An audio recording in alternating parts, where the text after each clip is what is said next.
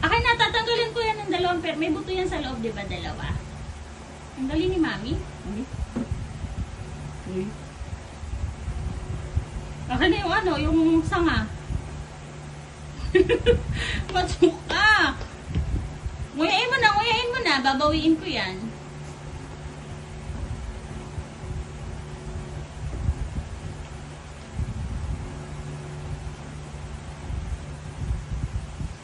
Anak, pengi si Mami. Gutom si Mami.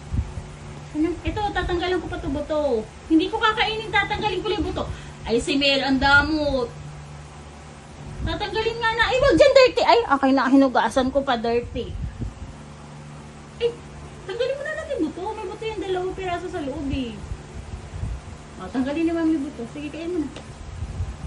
Ngayon, mabuti nang mabihisan na. Kahilig sa grapes. Sarap. Ano tanong ka?